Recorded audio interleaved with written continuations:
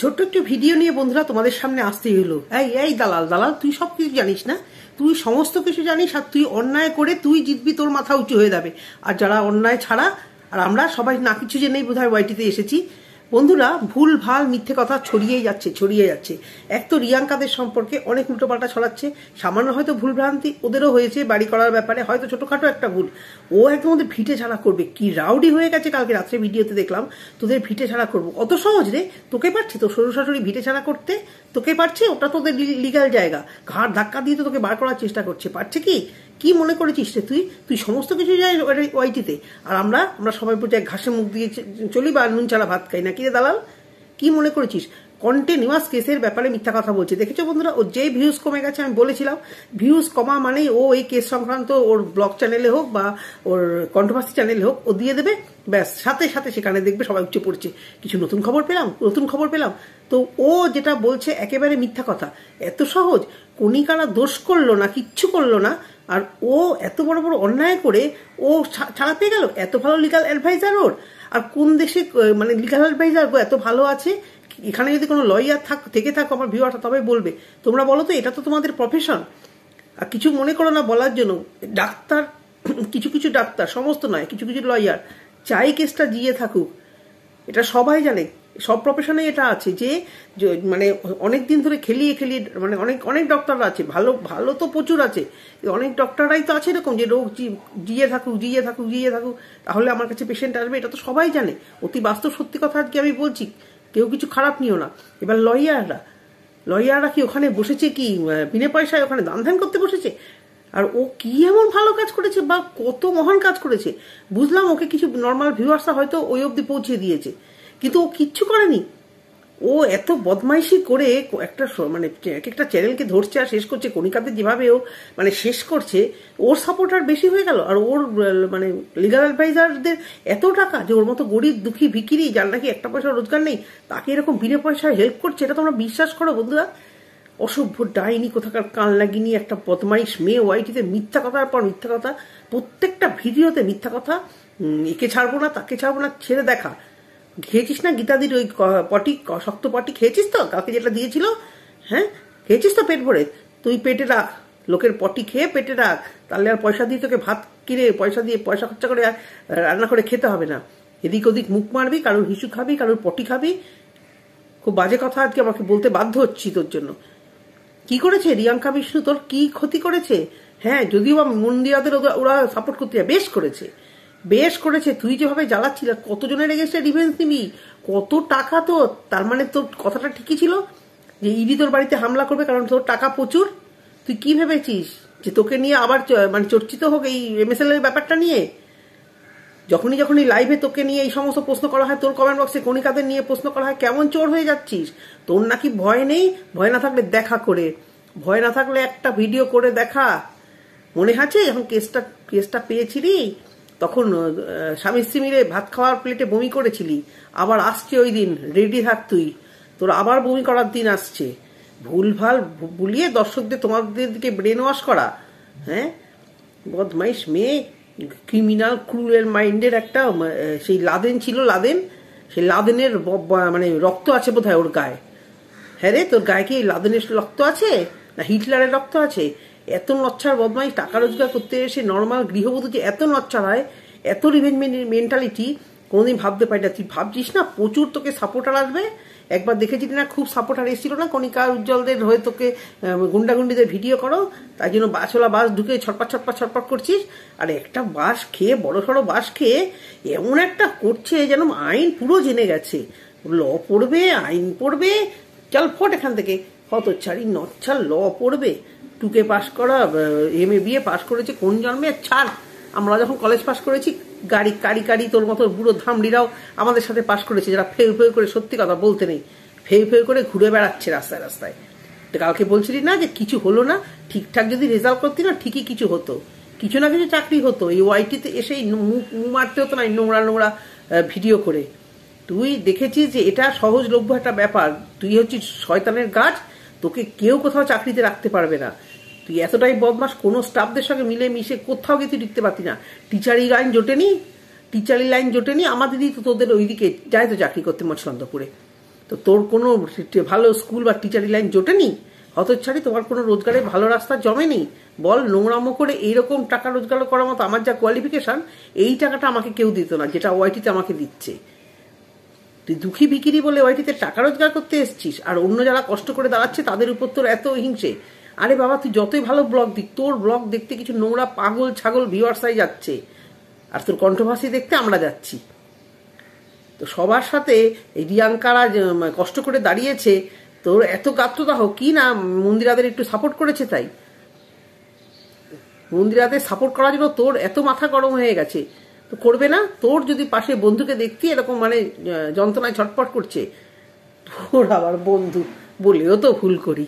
কোথায় বন্ধু আছে রে ভাই? ওই নখিল আর গোটা কয়েক ওয়াইটিতে, ঠিক চারটে বোধহয় তোর এখন ওয়াইটিতে সহ ক্রিয়েটার আছে যেগুলো তোকে সাপোর্ট করে, আর তো সবাই তোর এগেস্টে। কি ভিউয়ার্স, কি ক্রিয়েটার, সেই ডিপ্রেশন থেকে বুঝি সবার পেছনে লাগছিস।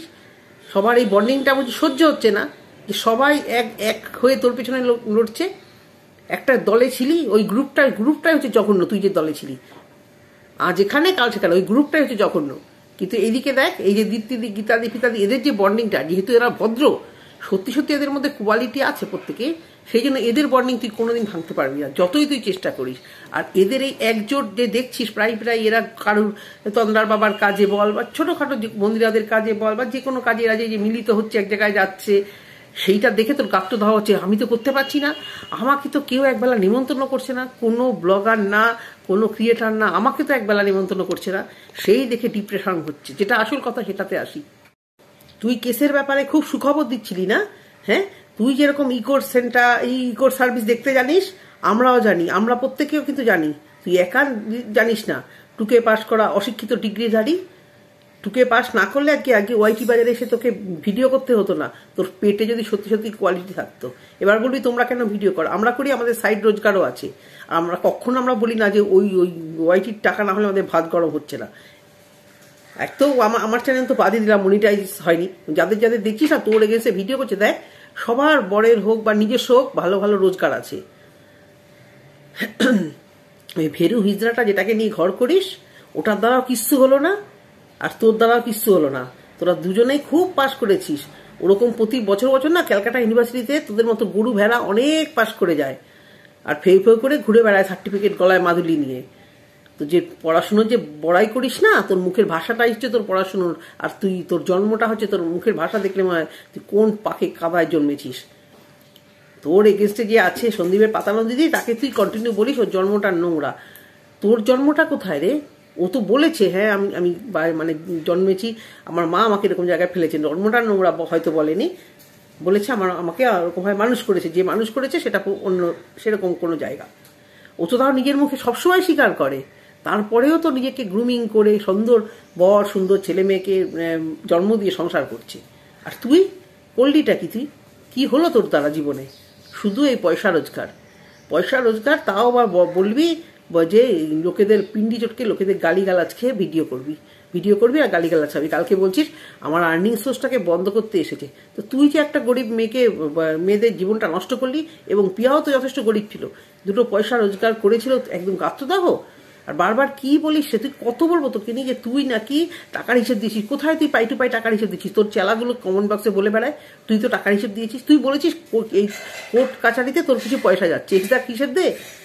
এক্সাক্ট হিসেব তুই না দিলে, তুই যদি না দিস, তুই কি করে চাস অন্য কারোর কাছে? আমরা চাইতে পারি, তুই কি করে চাইবি অন্য কারোর কাছে, যেখানে নিজে কোনো হিসেব নিকেশ দিচ্ছিস না, নিজে করে বেড়াচ্ছিস অন্যায়?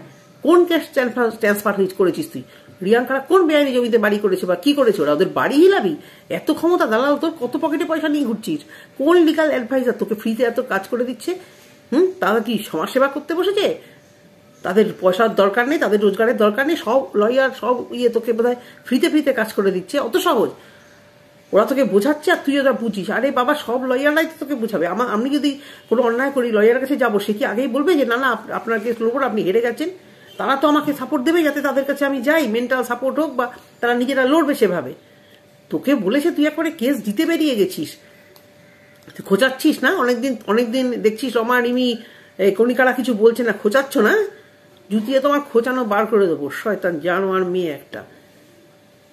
একদম ওয়াইটিতে ভুলভাল বোঝাতে আসবি না। কাউকে নিয়ে না, মিথ্যের কথা বলবি না, লজ্জা করে না? কটা ভিডিও প্রাইভেট করেছিস? তোর ওই কি শেরুকে নিয়ে মিথ্যা কথা বলেছিলি, সেই ভিডিও প্রাইভেট। সন্দীপকে নিয়ে মিথ্যা কথা বলেছিলি, private. Live private, video private, community private. আর কত করবি তুই? লজ্জা করে একটু রয়ে শুয়ে বলতে পারো না দাঁড়াও? ভিউজ কামানোর জন্য একটু রয়ে শুয়ে ঠিকঠাক রিয়াঙ্কাদের সম্পর্কে খবর নিস, তারপরে সে এখানে পুরোটা ছাড়িস। আর নিজের সম্পর্কেও কে তোকে বুঝিয়েছে? দর্শকদের ভুল বোঝাচ্ছ যাতে তোমাকে নিয়ে আবার একটা লাইফ টাইম হয়। হ্যাঁ, ভিউজটা একেবারে 7-8 নেমে গেছে, যদি সেটা আবার হয়। দেখ, এই সংক্রান্ত যে ভিডিও দিয়েছিস অমনি তো 10-এর উপর ভিউজ হয়েছে, আমি যখন দেখেছি। তুই যেমন দেখিস লোকেদের ভিউজ, তোরটাও তো দেখতে হবে যে কেন তোর মাথা খারাপ হয়ে গেছে, কেন তোর মাথা খারাপ হয়ে গেছে। খালি গুড নিউজ পাচ্ছ দালাল। হ্যাঁ, খুব ভালো লাগে অপরের ক্ষতিতে নাচতে। দেখ, একমাত্র তুই আছিস, তোর ক্ষতি দেখলে দেখ ওইটিতে সবাই কি আনন্দ করে। আর তুই যে ভালো খবর দিস সবাই দেখ দুঃখ পেতে থাকে। কত কমেন্ট বক্সে কত ভিউয়ার্সরা দুঃখ পাচ্ছে জোর ভালো খবর। কত বড় বিষ কান লাগিয়ে তুই ভাবতে পারছিস? এই নিয়ে তুই বেঁচে আছিস, তোর তো মরা উচিত রে, মরা উচিত। আর ওইটি থেকে তোর সরা উচিত। এত লাথি ঝাঁটা খেয়ে দুটো পয়সা নিয়ে ঘরে ঢুকিস, কি হয়? তোর লজ্জা ঘৃণা নেই? একটা হিজড়াকে নিয়ে ঘর করি, সেটা প্রতি মুহূর্তে দেখছে যে যার এগেনস্টে এত কেস কামারি, সেই আমি মান সম্মান আমার ধুলিসাৎ হয়ে যাচ্ছে, রাস্তায় বেরোতে পারছি না। বেরোয় তোর ভেড়াটা ক্লাবে গিয়ে বসে, তার নাকি তাদেরকে চোখে আইওয়াশ করে রেখে দিয়েছিস যে আমার বউ দেখো কত টাকা রোজগার করছে, নোংরামো করে হোক যা করে হোক রোজগারটা তো করছে। যুক্তি লজিক তোমার আমি যদি দিতে পারতাম না, তোমাকে দুখানা দিয়ে দিতাম। বেহায়া কোথাকার, বেজন্মা, নিজে বেজন্মা তুই। সবাই বেজন্মা, তুই বেজন্মা। তোর মুখের থেকে আর তোর অ্যাটিটিউড। গীতাদির বরকে নিয়ে কালকে নোংরা কথা বলি, গীতাদির মেয়েকে নিয়ে নোংরা কথা বলি, মানে গীতাদিকে নিয়ে নোংরা কথা বললি, মানে নোংরামো তো শেষ নেই। বয়স্ক মহিলা হোক বা ইয়াং হোক, তুই দেখতে গেছিস কার স্বামী কি করে মারা গেছে? তোর ওই দিন আসবে না তো? এত লোকের কাছে বলছিস, তোর যদি ওরকম দিন আসে কি করবি? নাকি তুই বেঁচে যাস? তুই বেঁচে যাস যে পাপ করে যেন কিছু বড় সড়ো ক্ষতি হয়, আমি ঝাড়া হাত পা হয়ে যাবো। হিজড়াটাকে দিয়ে তো আমার কিছু হচ্ছে না, তাহলে বেশ সমাজে এদিক ওদিক বেশ ভালো মুখ মারতে পারবো। রোজ রোজ এই রান্নার ঝামেলা কে নেয়? আমি ঝাড়া হাত পা হয়ে আরো দুটো ভিডিও এক্সট্রা করতে পারবো। বদমাস নচ্ছার।